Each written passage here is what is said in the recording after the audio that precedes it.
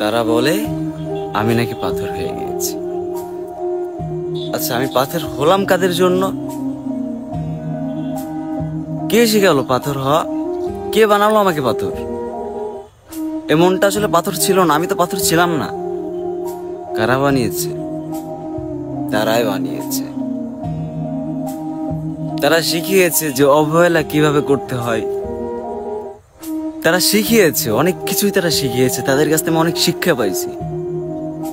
তাদেরকে ধন্যবাদ জানাই আমি, যারা আমাকে পাথর বানিয়েছে। কারণ তারা যদি পাথর না বানাইতো, তারা যদি এসব না শিখাইতো, তাহলে আমি শিখতাম কোনতে? তারাই বলে তুমি অনেক পাথর হয়ে গিয়েছো, তোমার মন তেমন ছিল না, এমন হলো কিভাবে? এই প্রশ্নের উত্তর তো তাদের কাছে, যে কিভাবে হলাম আমি তেমন ছিলাম না। আমার মন কেমন ছিল? আমি কেন অবহেলা করতাম?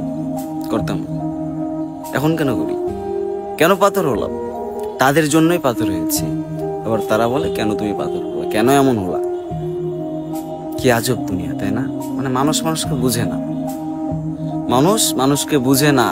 তারা নিজে বানায় পাথর, আবার জিজ্ঞেস করে কেন পাথর হলা। আসলে তাদের কারণে হয়েছি ভাই, তাদের কারণেই হয়েছি। যারা পাথর বানাইছে তাদের কারণে হয়েছি। এমন পাথর ছিল না, তাদের কারণে হয়ে গিয়েছে।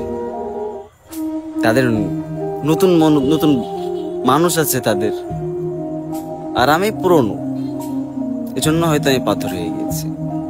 আর যারা নতুন, তারা পাথর না। তাদের মনে অনেক ভালোবাসা, তাদের মন অনেক ফ্রেশ। হয়তো আমার মনটা খারাপ, এজন্য হয়তো আমি পাথর হয়ে গিয়েছি। সেই বানালো পাথর, আবার সেই বলে কিরে তুই তো অনেক পাথর হয়ে গিয়েছিস, তুই তেমন ছিলি না। কি আজব দুনিয়া! আমরা আজব দুনিয়ায় বসত করি, আজব দুনিয়ার বাসিন্দা। আমরা আজব দুনিয়ার বাসিন্দা।